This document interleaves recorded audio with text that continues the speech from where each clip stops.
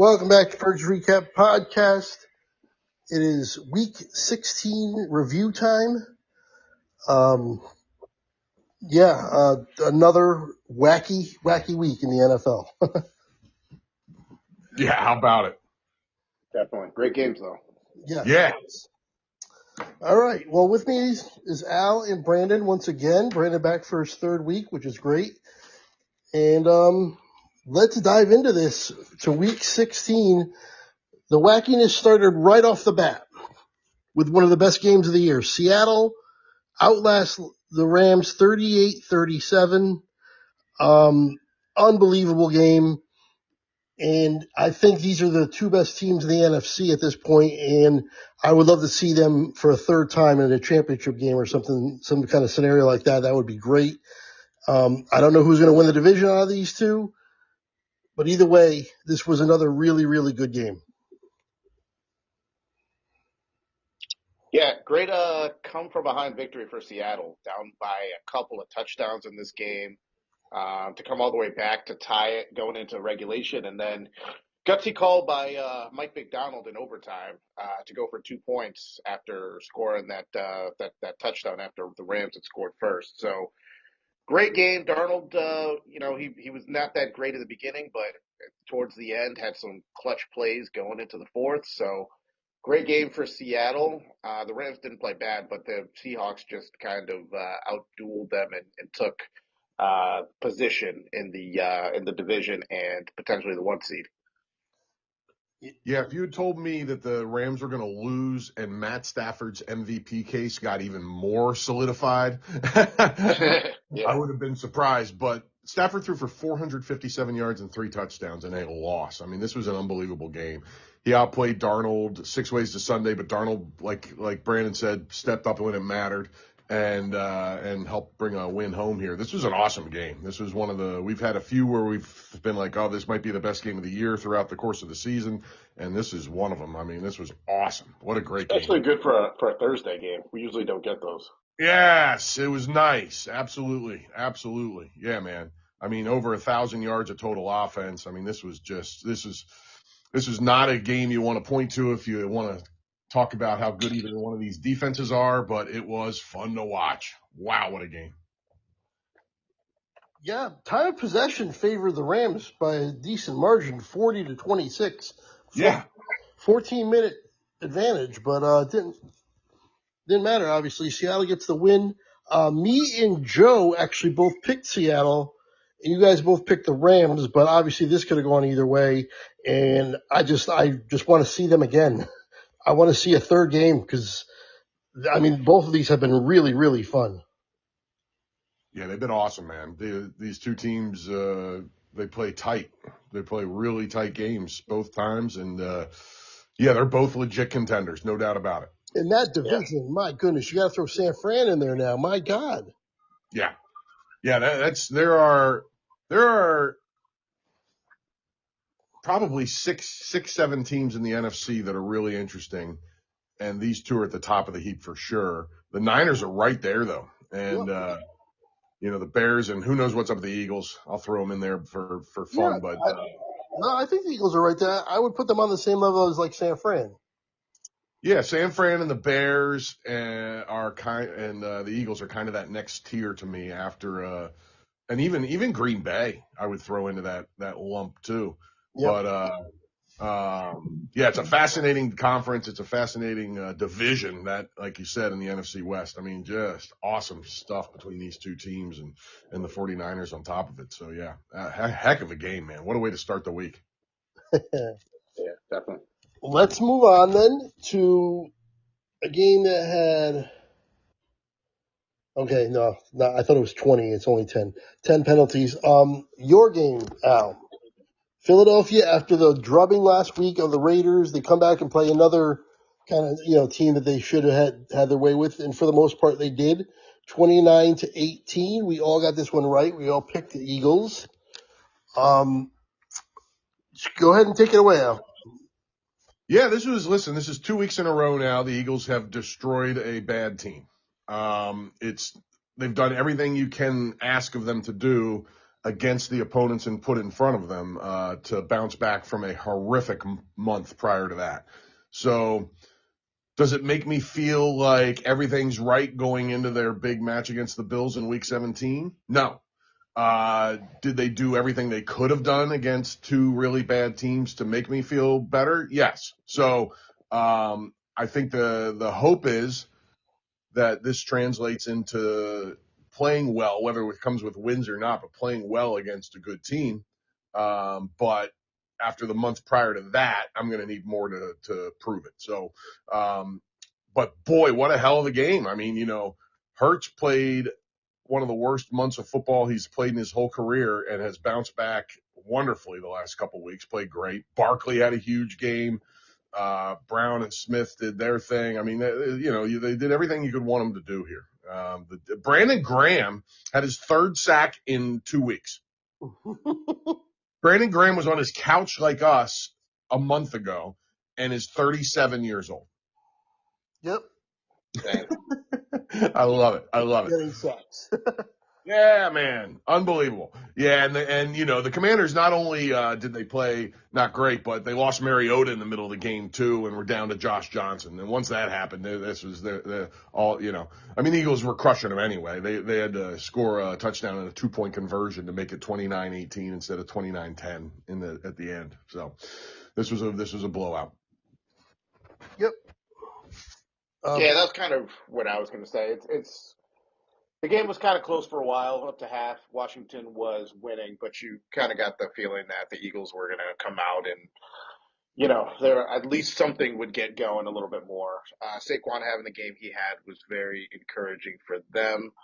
Then, as you said, Al, once Mariota went out, Josh Johnson came in. You knew that game was definitely over, but it was over even before then.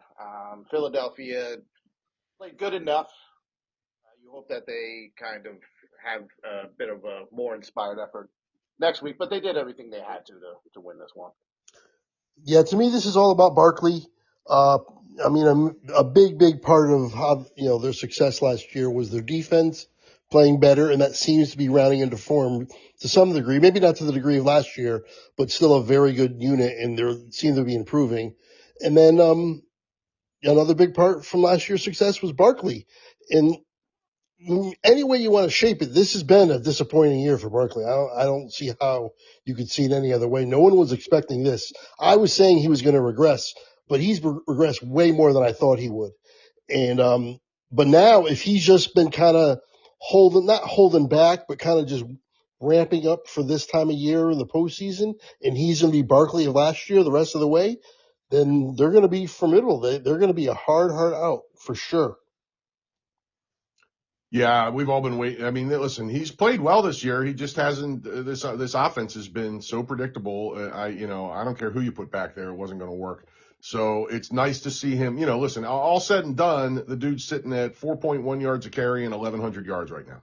You know what I mean? Yep. So it's not like this season was a disaster. He's roughly on pace for about 1,300 yards.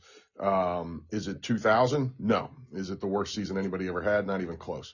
So the fact that he did it with this line and the predictability of this offensive coordinator, the line being banged up all year and the offensive coordinator being garbage as far as I'm concerned, not bad. Not bad. Not bad. Okay. We gotta move on to the other Saturday game. I have just been watching and drinking the tears of all the Packers fans over the weekend. Chicago gets the win 22-16 at home. Now this is the reverse. Me and Joe both picked Green Bay, and you guys, Alan Brandon, you both picked Chicago. So you two got this one right, and we got this one wrong. That's funny. Totally remember that. That's great. But what a great game. What a great comeback. I mean, you thought for sure it was, when it was 13-3, I was like, this is over. Then it was 16-6 later in the fourth quarter, I believe it was. Yep. Then they get that field goal, 69. Oh man. Yeah. I just loved it. I loved every bit of it. It was so good. So it was just perfect. You got to give credit to Caleb Williams on that throw, that last throw that won in overtime. That's a ballsy throw. That was huge. I could not believe he threw that up there, and then of course the fact that he caught it. But I mean, yeah, I got to give them a lot of credit. And I mean, the Bears, they're 11-4. They're right there with anybody. I mean, we're talking about the Packers and the possibilities they have. They're 9-5. The Bears have 2 more wins than them. Yeah, the Bears have been playing well. This was an either-or game. The Bears, obviously, as we just described, most of the game were trailing a decent amount, and it did take an onside kick recovery, which you never think anybody's going to get to actually lead them to a win. But look, they're getting it done.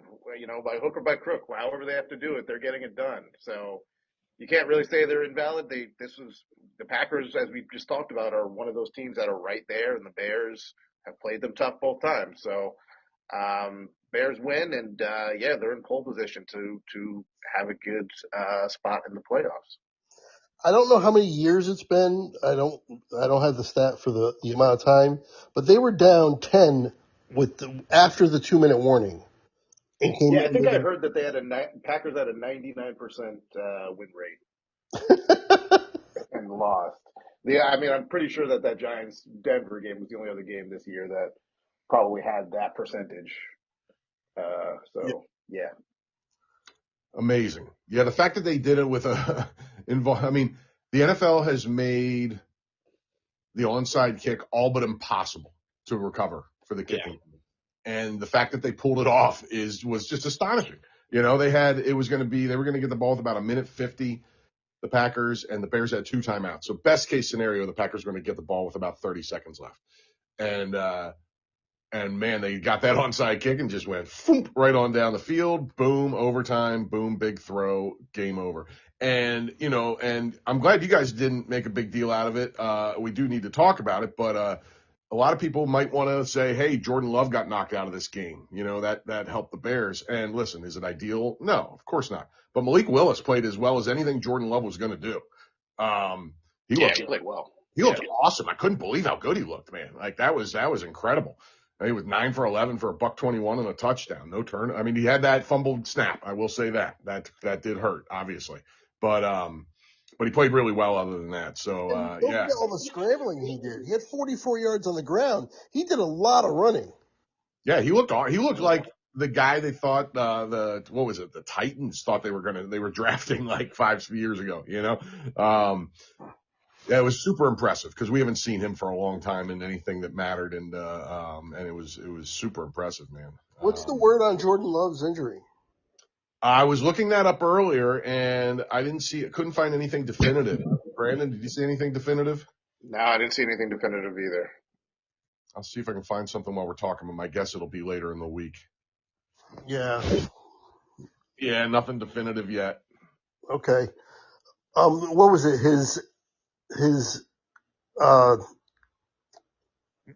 Was it a leg? I don't even remember what the injury was. I think there was a concussion, no? Yeah, that's what I thought. Concussion. Right. With all these injuries, I'm getting them confused on who's who. Understandable. Yeah. All right. Well, yeah. I mean, not to minimize a concussion, it can be very serious, obviously. But a lot of times guys come back the next week or at the very least the week after. Well, that's a thing anymore. A lot of times it's almost an automatic miss a game scenario. So We'll have to see. That's not written in stone by any means. It can happen where they're back in a week. Just depends on the circumstances and the specifics. So, yeah, we'll see. But encouraging news for the Packers if they have to play without him because Malik played awesome. Yep. Okay, back to one that we all got right, and that would be Buffalo over Cleveland, but it was a lot closer than we thought. It was 23-20. Buffalo gets the win. Woo. Cleveland, I mean, they were the home team, and, let's face it, Buffalo was not at their best, but it was good enough. I mean, you got Josh Allen throwing for 130 yards? Yeah. I mean, Cook had a great game again and 2 touchdowns, over 100 yards.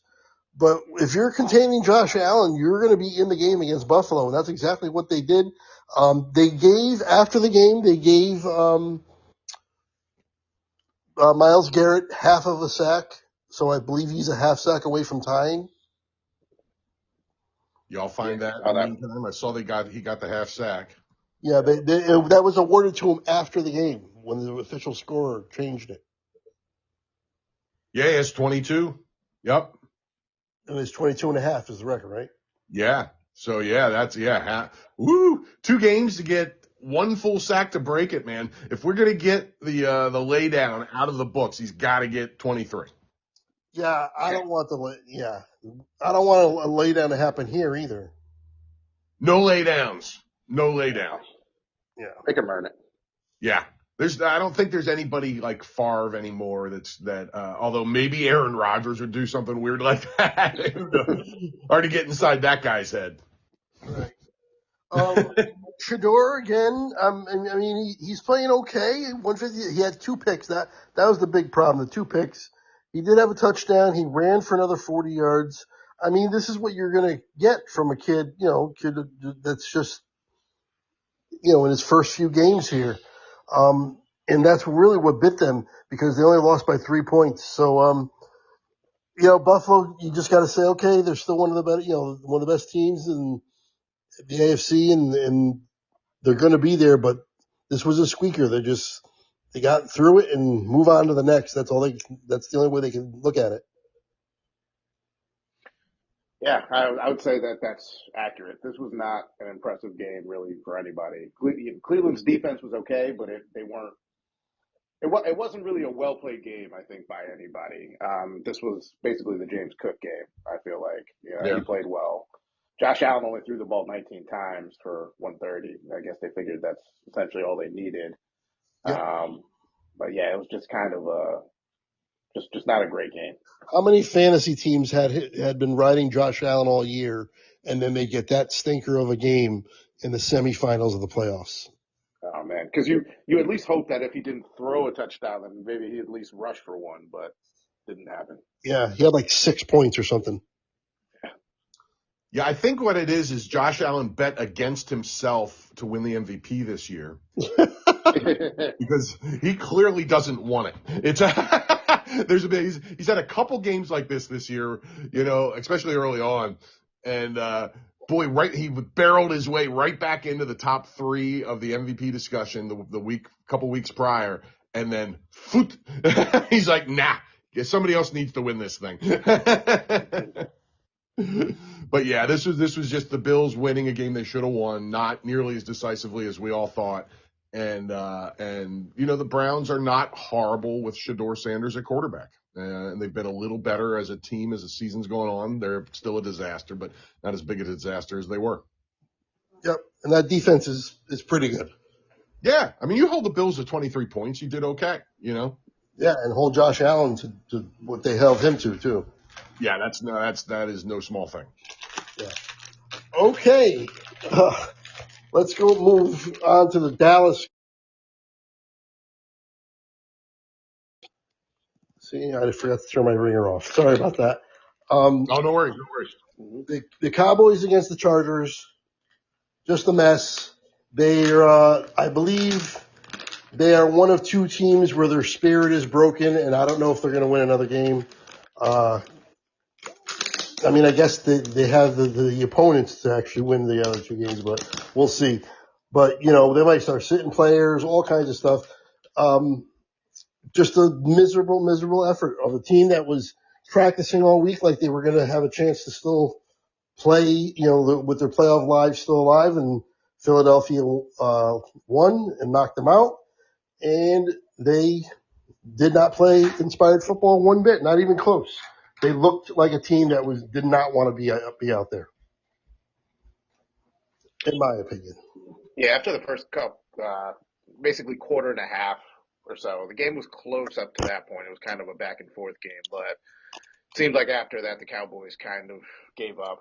I really think that aside from their defense, their lack of having a great running game is kind of hurting them as well. Javonte Williams seems like he was playing a lot better earlier on in the year, but he's just not really getting much on the ground, and I think probably has to do with the offensive line as well. But yeah, this was all Chargers after halftime. Herbert played pretty well, 300 yards, 2 TDs, and the ground game got going as well. So it was a good win for the Chargers for sure. Oh yeah, no doubt, no doubt. Yeah, they over 450 yards of offense, and just, I mean, Dallas did some things on offense. It was good to see Pickens back involved a little bit, but they're not going to sign him, I don't think. So this is it. This is the end of this run is over. I don't know where they're going to move on to from here, but yeah, just very discouraging game. Yeah, I don't blame you, man. It's got to be frustrating. And it's funny because I just asked you about what your thoughts about Matt Eberflus moving forward, and Jerry Jones came out like the next day and gave him hey, you got 3 games to prove whether this is your job or not. Did you see that? Yeah, but I also heard that Eberflus is being stubborn, and he's like, I have a system, and you got to get me the players that fit my system. Well, that's always good to ultimatum Jerry Jones. That'll help your future. He's like, these players are not fit for my system, and I'm trying to get them to get in, buy in, but they're not. And that when my system, when you have players that aren't into the system, it looks like this. Man, coaches that are always shouting about their system have a flaw in their own coaching system. Yep. You gotta, the best coaches are the ones that can take the players they have and make them better. If you need the right players for your system, you're not a great coach. Yep. And there's no changing at all. He won't change the way they do it.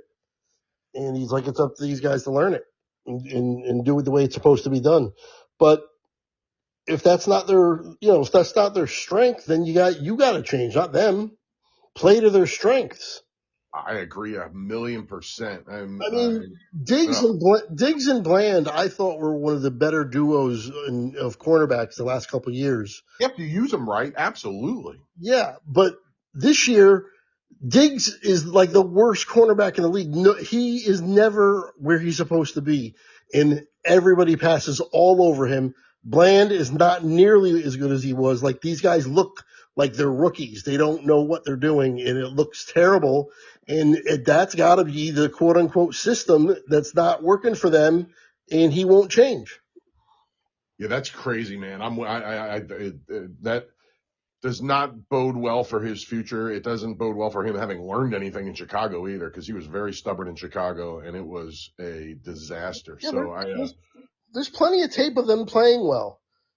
Do that. Right. Yeah. Right. This is what I'm talking about in Philly this year. I have the same thing with the O coordinator, who I refuse to learn his name. They won a damn Super Bowl with one of the more efficient offenses you'll ever see last year, and then they did everything different this year. It makes me want to just rip my hair right out of my head. Yeah. We'll see. We'll see what very interesting what Dallas does, and if he stays, then they got to change a lot of personnel on defense and let him get the people that he thinks can play it. But if he leaves, then you can bring somebody in who can hopefully play like they used to play 2-3 years ago. Yeah, man, it's going to be interesting to see, because if they keep him after having said that, then it's on Jerry and the whole crew for not getting players for his system. Right. Yeah. Okay, let's move on from that mess. Oh, by the way, the Chargers, I talked about Dallas. They're obviously my team. Chargers just keep chugging along here. They're right there. They're right near the top. No doubt, man. No, they're looking good, man. They've been a weird team at times this year, hard to figure. But they seem to be rounding into form at the right time. So I don't have them in my upper echelon of AFC teams, but they're the next tier down, like we were talking about in the NFC for me. Yeah, agreed. Yeah. But they're fighting to try to get up in that upper echelon because they're right below it, like a notch below. No, I agree. I'm with you. I'm with you. Okay, the other team that I said there was two teams that had their soul ripped out and did not want to be on the field and did not play and just had no interest. And the other team is the Kansas City Chiefs. Oh, geez.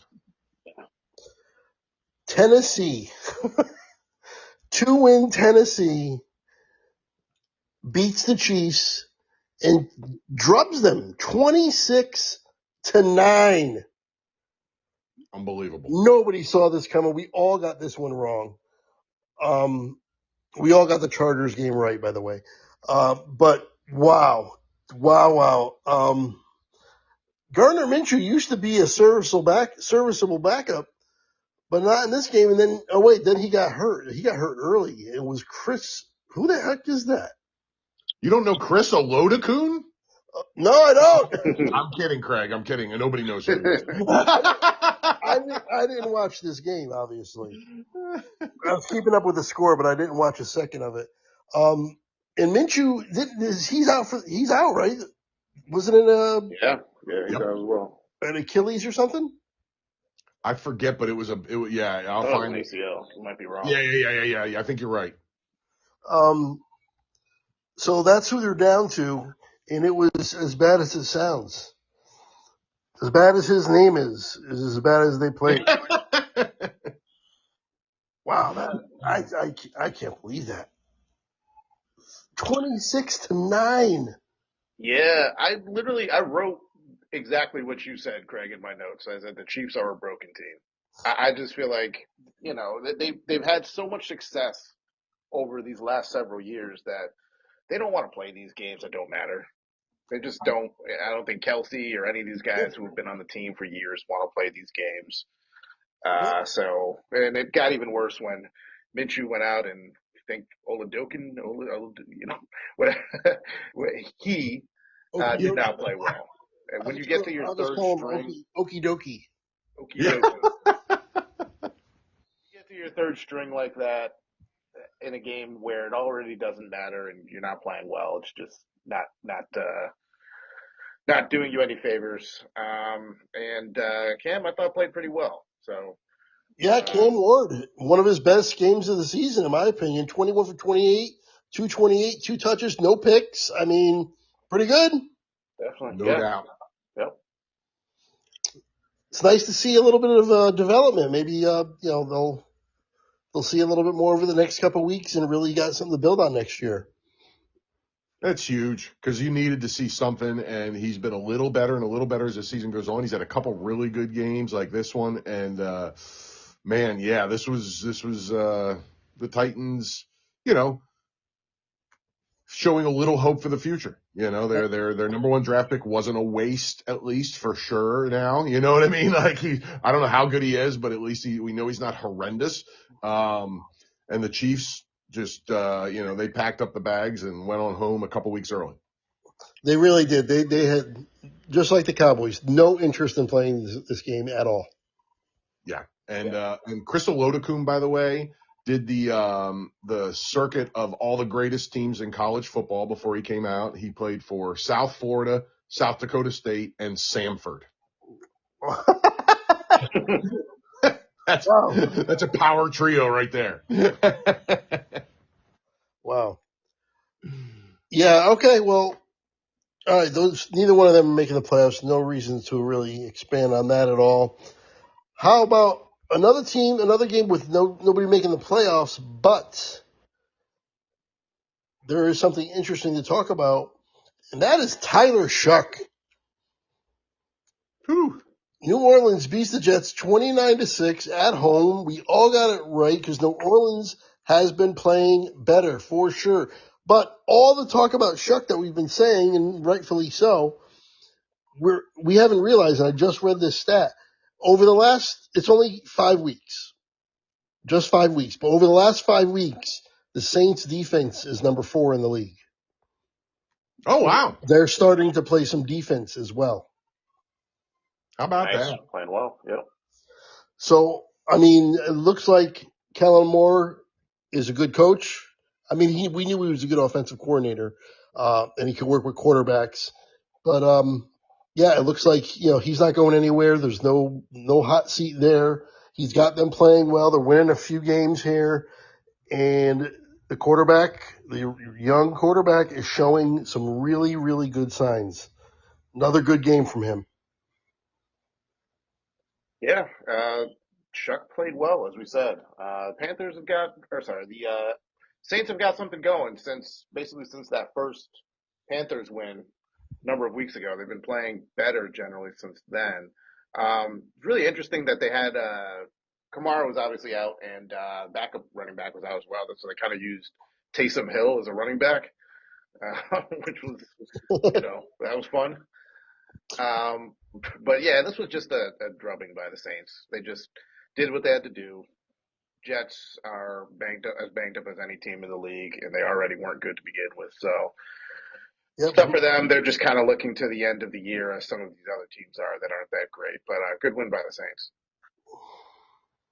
Yeah, the Saints have been one of the real pleasant surprises as the season is going on. I mean, obviously we're not talking about them much for this season for anything that matters, but boy, do they look like they have a future all of a sudden. Like you said, Craig, the defense has played a lot better. Brandon Staley has proved that he is still a valuable coach in this league after not being a great head coach. People are reminded of what a great DC he was for the Rams back in the day before he became the Chargers head coach.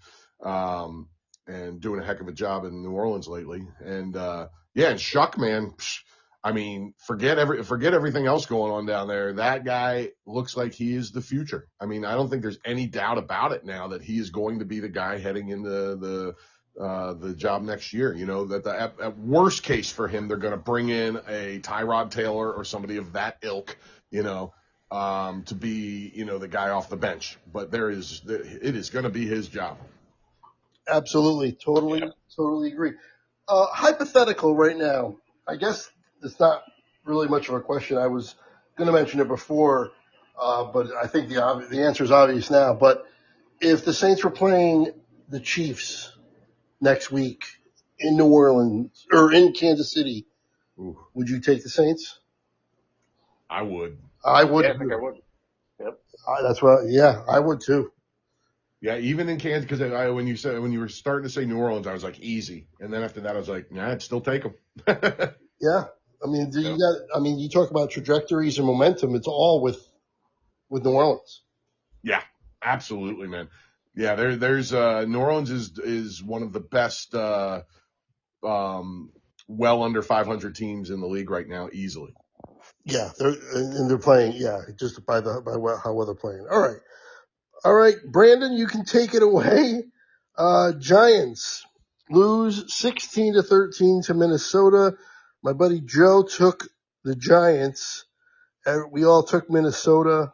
This game had 22 penalties. I hate that. Ugly. Yep. So go ahead, Brandon. I watched the entire game, unfortunately. It was bad. It was just a bad game all around. J.J. McCarthy got hurt in the game. Giants still couldn't beat the who was the backup? Name escaped me.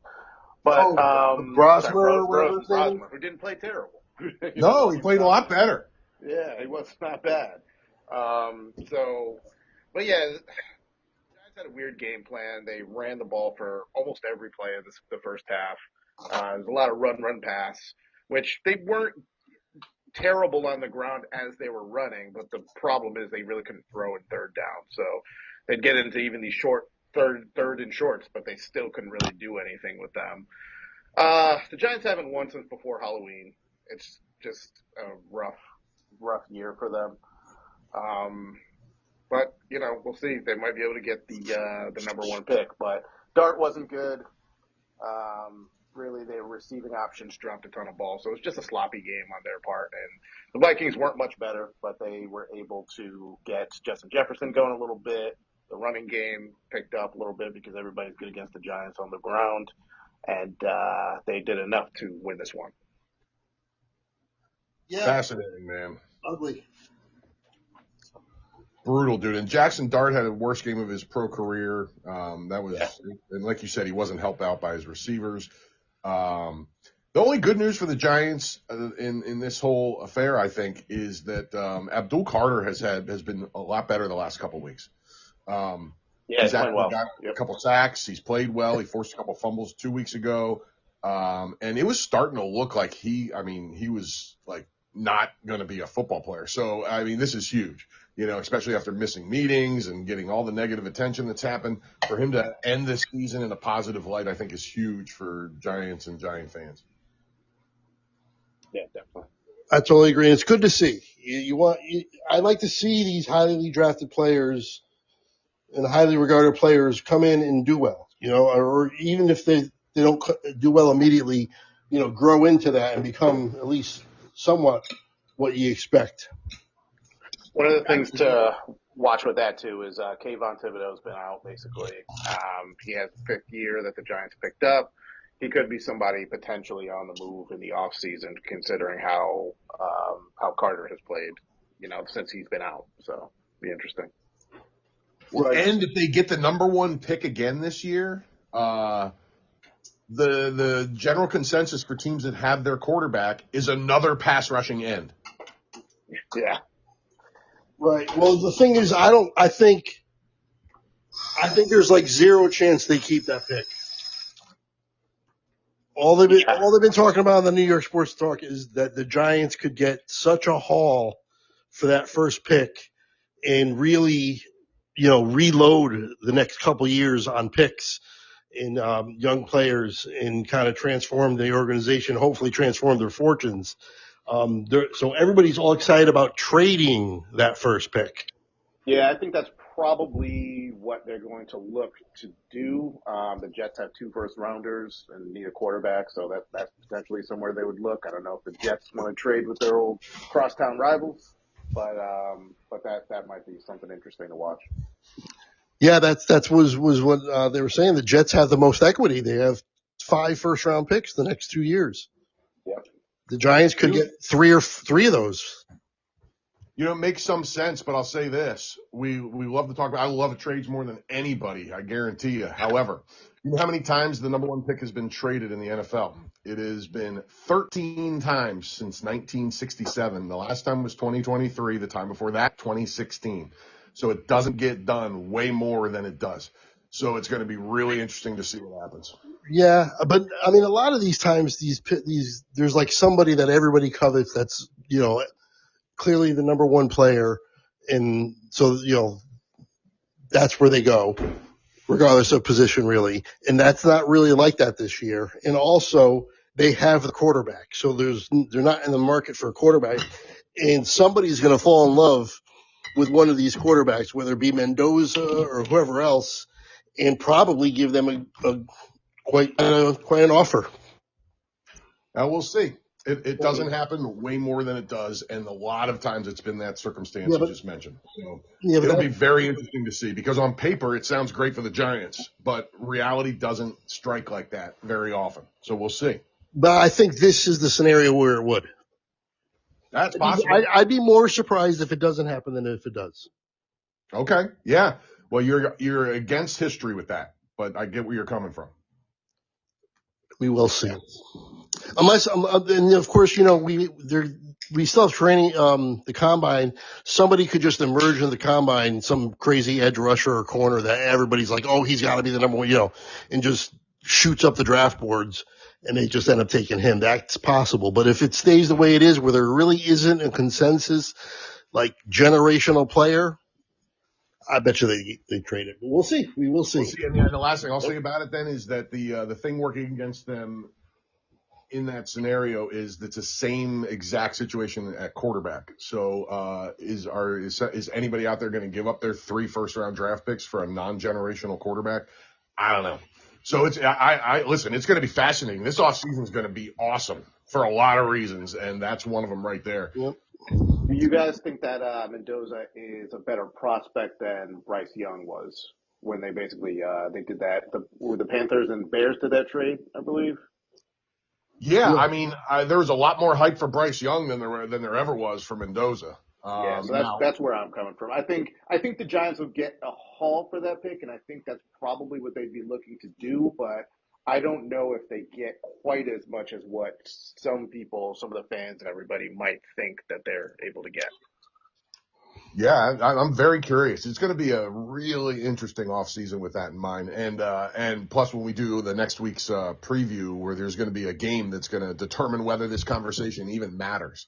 Right. Absolutely. Okay. Let's move on to a team that I had been behind since the beginning. The Carolina Panthers 23, the Buccaneers 20. Carolina is now in first place in the NFC South. Incredible.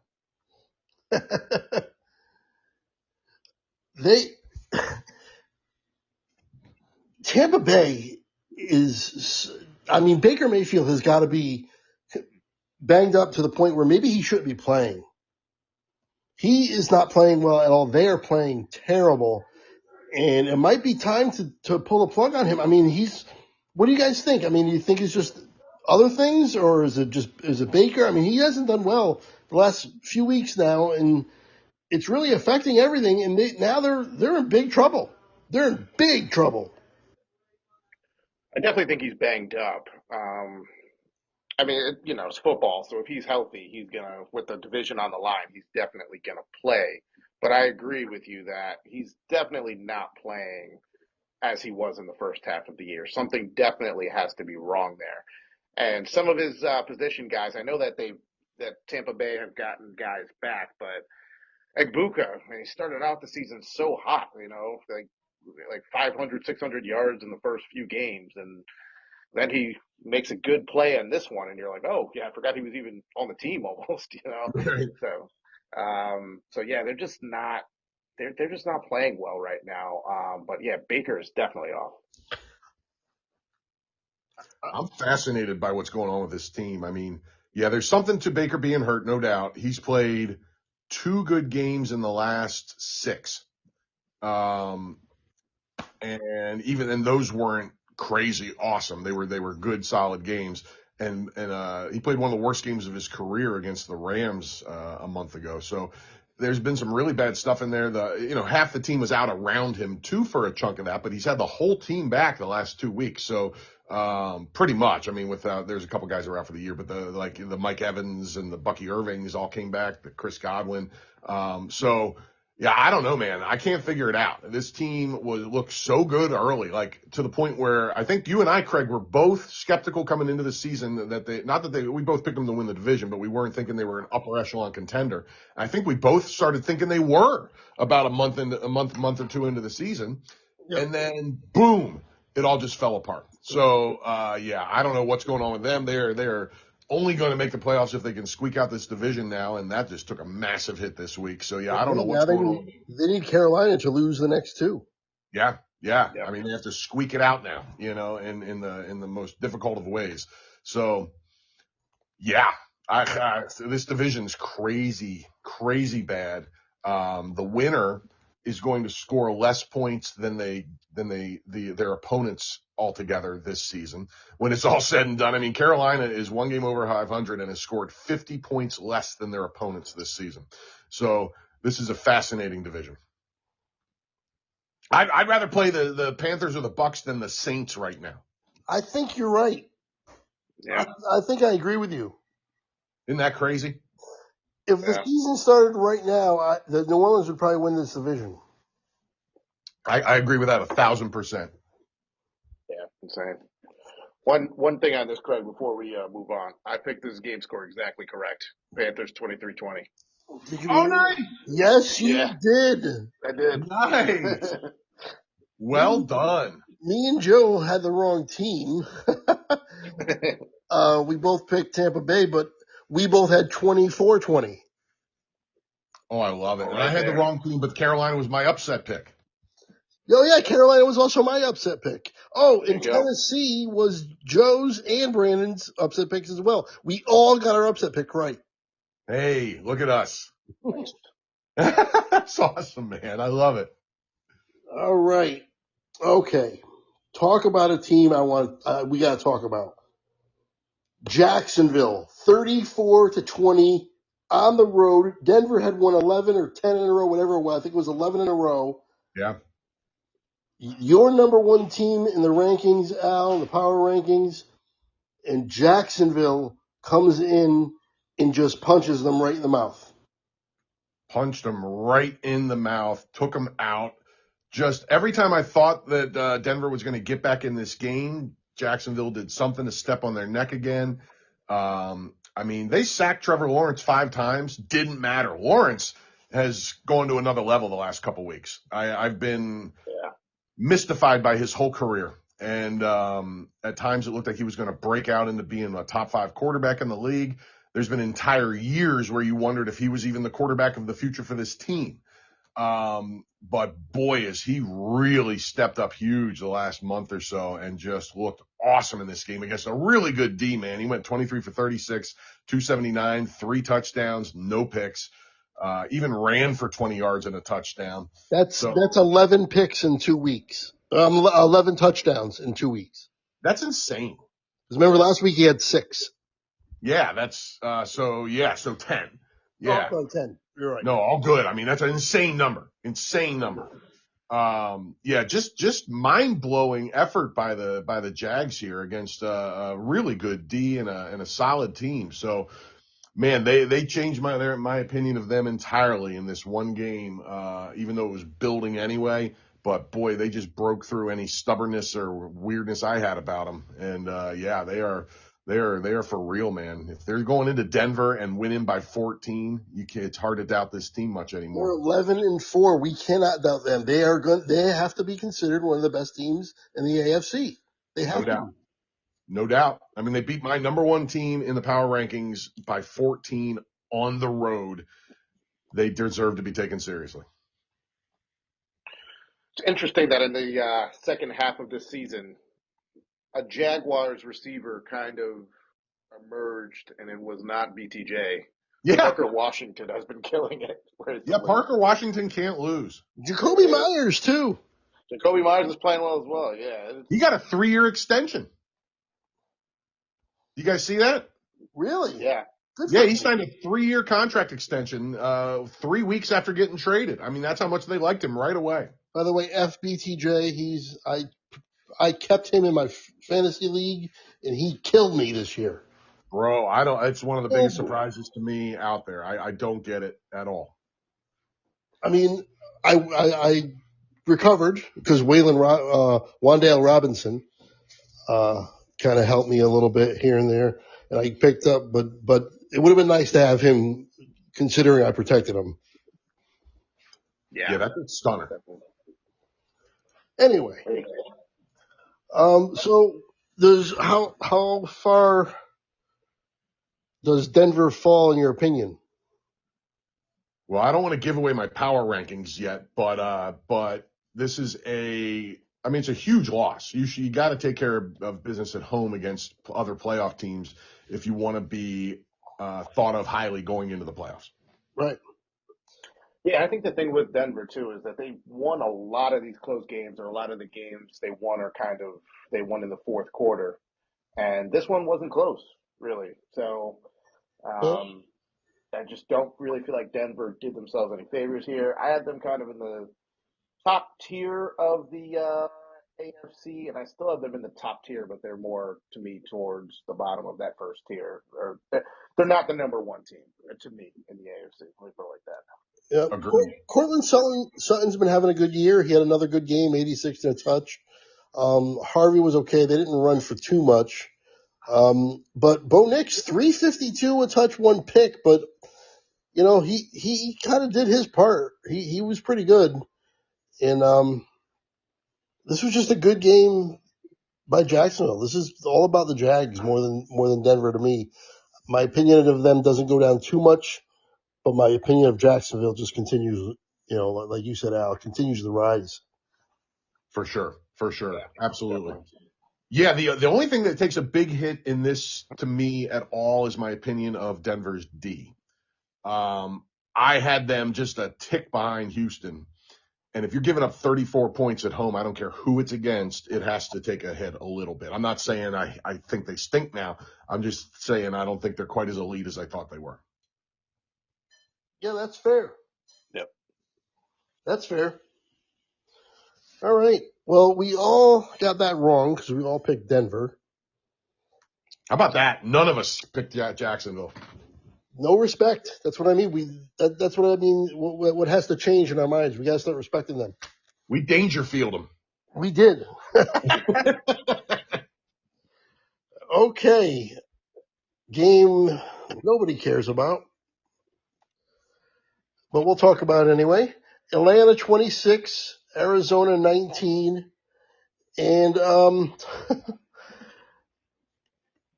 Kirk Cousins 190 yards, 2 touchdowns and a pick. But I mean, this says to me more about Arizona, how far they have fallen. I thought every year I think they're not going to be very good, but they shouldn't be like a dumpster fire. They should be, 6, 7 wins in that area, 7, 8 wins even maybe. But they are 3-12. They're one of the worst teams in the league. This was Jonathan at home. Gannon's on his way out, I think. This was at home against the not good Atlanta team. Yeah, this has been bad. I think Gannon is on his way out. So is Kyler Murray. This is I was about to ask that. I think he is as well. Right on. I think it's a full reset in Arizona, and they're going to blow up the whole thing the second this season is over. I agree. I think they have to. Yeah. In Atlanta, I mean, you got to – I mean, do you continue to roll with what's-his-face, Penix, when he's healthy next year, or do you start with him? I'm 100% on that. What do you think, Brandon? I'd roll with Penix, but I'd start maybe looking to bring in some other competition as well. I think Penix is decent when he's on. He's too inconsistent, I feel like. But this game right here, this was a great Bijan Robinson game. He played fantastic, but He was awesome. The rest of the Falcons, they had to come from 10 down just to win this against this Arizona team. Just was an ugly game. Wasn't really that great to watch. Yeah, it was bad. I listen. I take that Penix question just for a second too. Absolutely 1,000% yes. The dude has played 14 games so far, and I think he's shown enough to now because he's only played 14 games and he was supposed to play 17 this year. I don't know I don't know what the deal is with Cousins' contract. I don't know if they can get out of it in this offseason. I haven't paid attention enough. Certainly I know they want to. How much do they have to eat? How much dead money? All that stuff that makes people's eyes glaze over. I don't know the deal on there. But if they can get out of it and get somebody else in there, I'm sure they'd be thrilled to. But because Penix has shown injury woes, they either have to stick with Cousins or they have to get somebody of that upper echelon of backup just in case. But I think he's definitely earned the right to be the guy going into next season. Yeah, I agree with that. I don't think that they're going to be drafting high enough in the draft to merit, taking somebody else, taking a young guy and just giving the keys to him or anything like that. And I don't think that Penix's play has necessarily warranted that. But I would probably go in bringing in a decent veteran just in case, because Penix has missed a lot of games too. So no doubt you have to bring somebody in at least to, I think, give him some competition and stabilize. And I don't think it should be Kirk Cousins anymore. Yeah, if they can get out of that contract, I think they agree. Yeah, man. Although I will say Kyle Pitts is willing to write checks to keep Cousins as the starter. Yeah, looking great. Yeah, two weeks in a row with Cousins, and he looks like the guy we all thought he was coming out of college 4 years ago. So, yeah, I love it. The last question about the Falcons' whole situation to me is Raheem Morris. Is he back or not? I think he's gone. I agree. I think he's gone. Don't see how you rationalize it. I'm with you guys. I was not a fan of the hire. It hasn't worked out, and I wouldn't break my fingernails off trying to hold on to that windowsill. Yep. All right. Let's move on to a very frustrating game. Pittsburgh 29, Detroit 24. Pittsburgh's going to win this division. They're going to make the playoffs again, and they're going to have a winning record again. They are. They really are. Yeah. What the hell? It's crazy. It's crazy, man. And the Lions aren't going to make the playoffs. No, they're not. Which is just as surprising to me, if not more. Yeah. Rodgers, Very strange. 296 and a touch. Jalen Warren, 143 and 2. He has really emerged big time.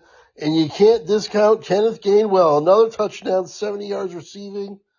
Kenny G. Yeah. Keeps going. Come on. Let the soothing sounds of smooth jazz just wash over you. McGough threw for 364 and 3 touchdowns. I mean, he didn't have a bad game at all. No picks.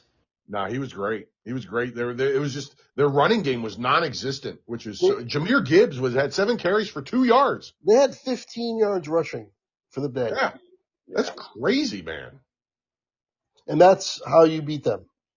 Yeah, and it's not like the Steelers' D has been even good this year, let alone great. So it's just a very odd way for this game to play out, man. This whole season has been. We know we've talked enough about our problems figuring out what's going on in Pittsburgh. That'll continue. But the Lions, man, figuring them out this year has been impossible. And if you told me Goff was going to go 34 for 54 for 364 and 3 touchdowns, I would have told you the Lions win this game by 10 easily. Yeah. No dice. Yeah. No dice. It's astonishing what's happened in Detroit this year. I don't get it. I'm stunned. And, I think I saw that they have like a 1.5% chance of making the playoffs or something. They have to win out and a bunch of people have to lose. So they're not making the playoffs, and I am blown away. And the Lions are their own worst enemy. They had a lot of penalties in this one late, which kind of made it hard for them to come back. On the Pittsburgh side, another good Aaron Rodgers game. It's like halfway through the season, he came out of the darkness retreat that he used to go into and decided to turn it on. I don't know what to expect from him going into the playoffs because as you guys said, I think the Steelers are going to win this division. So they're going to be there, and if you get a few good vintage Rodgers games, who knows? Ever since they which is crazy. I was going to say real quick, ever since they've been chanting for Tomlin's job, they're 3-0. Yeah, man. They haven't lost the game. You can't figure them out. And the second you want to write them off, they start winning. Yep. Yeah, they're going to win this division. We haven't gotten to the Baltimore game yet, but you'll see why that's the case when we do get there. But they are. I think it's pretty clear they're going to win this division. Yeah, I wouldn't argue that. That's crazy. Unbelievable. All right. Another super fun team that I love to get behind, kind of like Jacksonville. The Houston Texans, 23-21 over the Raiders. It wasn't pretty because the Raiders, they should have demolished them. But they did what they had to do. They got the job done. And I still am a fan of Houston. And I think they can do good things in the playoffs. They get another win. They're 10-5. And them in Jacksonville, looks like Jacksonville's going to get the division, but it's not a guarantee yet. It's close though. Yeah. The Texans pulled this one out. 7th win in a row. Yep. It was largely an unimpressive victory, but although their defense played decent, but I think Geno Smith coming back really did wonders for the Vegas passing game. It's just a lot better than the alternative. 200 yards, 2 touchdowns, a solid, and Ginty finally looked like the back that a lot of people thought he was going to be coming out of college. He looked great in this game. Oh, Genty? Genty, yep. Oh my God, yeah, 128 yards, a touchdown, and then he caught one ball and went all the way, 60 yards, another touchdown. That's what we've been expecting, and it took this long to get there, but at least they got it at some point. Yeah, so we'll see. I mean, Vegas is one of the worst teams in the league, obviously. There's a case to be made that they might be the worst team in the league. But they put up a fight here on the road, too. But Houston, like you said, unimpressive, got the job done. I just chalked that up to the ups and downs of a season, kind of an up and down team anyway, more up than down, and just move on to the next. You squeaked it out, move on, and I'm very interested to see where they go from here. Yeah, fascinating. The fact that Janty's breakout happened against the Texans is mind-boggling of all teams. Yeah. I mean, that just blows me away. And I was calling, I think this was right before the week before or two before you joined the pod, Brandon. I was calling for the Janty breakout the second they fired Chip Kelly. I thought for sure, they got rid of the chipper. It's Janty time. And then he had a couple just same kind of stuff was happening. And then maybe it finally kicked in, maybe just a confluence of events. I don't know. But it's cool to see because I think we're all rooting for that guy to be awesome. This was the Texans squeaking one out against a team they should have clobbered, but they got it done and they stayed on the roll they've been on. And they're a team looking pretty good heading into the playoffs. And if they can close out strong, they're a team nobody wants to face because they're going to be playing a team with a better record than them, and that team is not going to want to. Right. With that defense, also Burrow put up a huge stinker and just took a big turn right in the middle of the field. And this week he righted 3 touchdowns. Joe, one of my favorites in the league, one of my favorite quarterbacks. I love him, and it was just good to see him. Just to remind everybody, 309 for 25 of 32, 45 points put up. Chase over 109 catches. Higgs had a touchdown, 50 yards. Chase Brown did pretty well on the ground. This offense was humming against the bad team. Miami had been looking a little better. Brandon couldn't quit them until he finally did. And we all picked this one right. By the way, we all picked Houston as well. So we got both of those right. What could have been for Cincinnati in a season that they lost when he went down? Yeah, the Bengals, talk about a team that we just can't get a grasp on since Burrow's been back. 45 points this week, 0 last week, right? Yep. Offense got back up to speed, and Dolphins just couldn't keep up. There were some good passes by Ewers, but he just could not get it done end of the day. A couple bad picks. Not much else to say. Burrow did what Burrow does when he's on.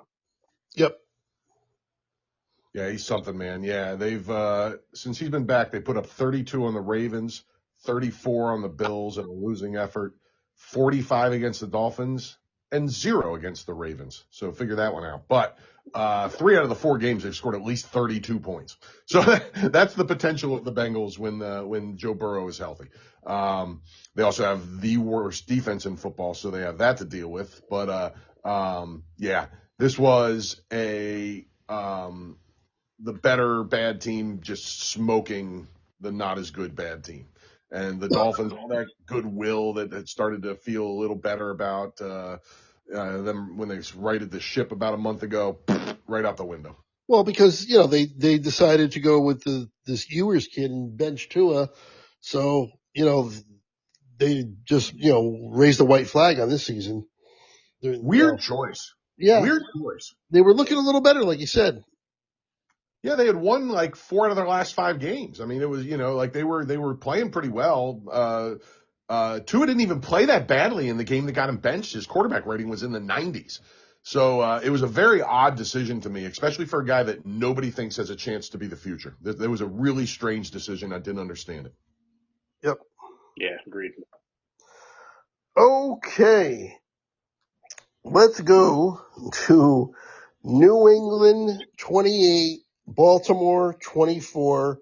What a game. Effectively taking the Ravens out of the playoffs, basically, right? Yeah, they're 7-8. They're not going to make the playoffs. I mean, they can tie for the division lead. I don't know who wins the tiebreaker. I'll look it up in I the think if meantime. they win out and Pittsburgh loses, they still get in. But we'll get to the prediction. But I don't think that's happening. Yep.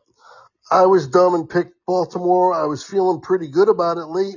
All three of you picked New England. I picked Baltimore. Yeah, I like I said, I was feeling pretty good about it. It was 10-10, and then it was 17-13, and then 24-13 in the fourth quarter. And I was like, all right, we're okay. We're gonna get it done. And then touchdown, and they lose 28-24. Absolutely incredible. By the way, the only way the Ravens can make the playoffs is to win their division, which they can still do, but the odds are extremely low. Yep. Drake May, 380 yards, 2 touchdowns, 1 pick, but I think he strengthened the MVP case a little bit, probably. Yes, the only problem for him is so did Matt Stafford. Right. Yeah, he's not going to win it. Stafford's going to win it. But this was. But he's got a stranglehold on number 2 right now after the guy from the Bills. I can't believe I'm blanking. Josh Allen, yeah. Thank you. After Josh Allen threw up a stinker this week, he does have a big stranglehold on number 2. Yep. Yeah. I'm wondering what you guys think about this was an interesting game. I'm wondering what you guys think about Harbaugh. Do you think that this may be the last year for him? Yeah, I heard that on the radio today. They were talking about it. His press conference, he was kind of pretty cryptic in the way he was talking, because somebody asked him about his job, and he didn't really necessarily like wave it off. He just kind of was like, I'm just here. I live day by day. I coach day by day. We're here day by day, and that's what that's what I'm focused on, rather than just saying, I don't know.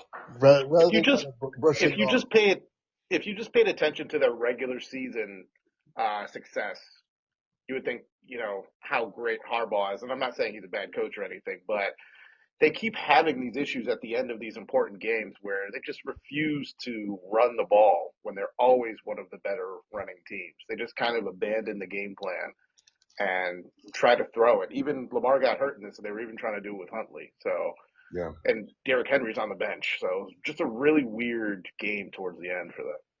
Yeah, the fact that Lamar got hurt too was a big deal. Sorry, I'll go ahead. No, it's okay, Craig. No worries at all. I completely agree with what Brandon was saying. There's some odd decisions made. He's got they've won 1 Super Bowl with him. And they've been a massively successful regular season team with him. But boy, at a certain point, it's tough. It's like it's very similar to the Tomlin thing, like it's the 2 teams that have been battling 500 to win this division have similar things going on with their coaches. Very successful guys who you kind of wonder, is it time? And I'm not sure. I don't know what I would do, because it's scary to give up a guy with that kind of success, because there are so few that even have that kind, like that win 1 Super Bowl, let alone 190 regular season wins and 13 wins in the playoffs. So but I get the questions. I 100% get the questions. So, man, I just think if you're going to do it, you better have a really good idea in mind of who you're bringing in. Yep, totally agree. That's fair. All right. There's one more game to talk about, and that is the Niners over the Colts, 48-27. Brock Purdy, it was a Purdy party. I mean, 5 touchdowns, 1 pick, but 5 touchdowns. My goodness, that 1 pick helped me win my game against him. I was playing against him in fantasy as well. But McCaffrey on the ground, 117, another 29 through the air, 2 touchdowns through the air as well. Kittle, Jennings, they scored 48 points, and they really asserted their dominance. And they have another team, kind of like Jackson. We got to put some more respect on their name. They're 11-4, and they are going to be heard from in this playoffs in the NFC, I think. Yeah, since I've been on the pod, I think we've said it every week. The Niners have been one of the most underrated teams in the league, or just not talked about. And they're playing really well, especially since Purdy's been back and healthy. 5 touchdowns is incredible. The game was close for a little while, but the Niners kind of just pulled away. Phillip Rivers actually did not play terrible once again. Yeah. But just watching the game, though, if you were actually watching the game, there was one play where one of the safeties, or I don't know if it was a safety or linebacker, he kind of just got in untouched and sort of dove at Rivers' ankles, and it was just so tough to watch him try to move out of the way. He just looked every bit of 45, or I think that's how old he is at that moment. But he's still not playing terrible. His accuracy is on point. Which is always helps. But yeah, this was all about the Niners. They played well, and kind of just asserted their dominance towards the end of this one. 23 for 35, 250 and 2 touchdowns. Or 270 and 2 touchdowns. Did not play bad at all. It's astonishing how well he's playing after being out for 5 years. It's unfreaking believable that he's playing this well at all. I mean, he outplayed 10 quarterbacks this week easily, and that's incredible. Absolutely incredible what he's doing. Now, has it mattered for the Colts in wins and losses? Not even a little bit, but it's pretty cool to see. Brock Purdy has put up completion percentages of 76.7 and 73.5 in the last 2 weeks, thrown for 295 both weeks, thrown 5 and 3 touchdown passes. He has 8 touchdowns and 1 pick in the last 2 games combined. Something got into this guy when he was injured. He has come back, and his first game back against the Cardinals, he was awesome. Then he had 2 okay games against the Panthers and the Browns, and then he's been amazing. So 3 out of the 5 games since he's been back, he's been a world beater. I wrote off the Niners early because of the injuries. They had some really key injuries to big-time starters, the biggest of which is Bosa. But I wrote them off, and I wrote them off too early. They have figured out a way to play through these injuries and been very good. So I am done writing them off and underestimating them. They are now officially a contender, and just down from that top tier of Seattle and the Rams to me, but they are in that mix with everybody else. Yep. All right. Okay. Well, Brandon did the best of all of us this week. He went 12-4. Nice. Yeah. Al, you were next. Tough week to predict, but yeah. Oh yeah. Al, you had 11-5. Sweet. And me and Joe went 10-6. All right. So I'm at 154-86. Joe's at 153-87. And you're at 152-88. That's right. I was down 3 with 3 weeks to go. Down 2 now with 2 weeks to go. Yes, picking up a game a week. Right. And Brandon, for the time that he's been here, he is much better than all of us percentage-wise. He is 23-9. Very nice. Very nice. If I was here earlier in the year, this would not be like that for sure. That's all right. You're doing good with what you were given. Okay, so that's the Week 16 review. Yeah, by the way, the most surprising news all year came out scrolling on ESPN as we were talking. Deshaun Watson will not be activated. Oh, good. Yeah. Can he just fade into obscurity forever now, please? Real quick, one last question. I think he's 44 actually. Does a 45-year-old Phillip Rivers find his way onto a team next year? Man, I'm going to say no, but he's played well enough that if he decides he wants to come back, that somebody might give him a shot. Well, what about staying with the Colts? Because what's his face? Daniel Jones got hurt late in the year. He's going to miss time. He's going to miss the beginning of next year, chances are, with a torn Achilles.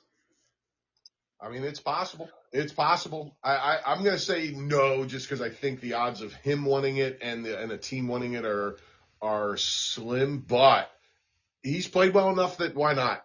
So I wouldn't be stunned if it happens. I'll just take the odds and say no.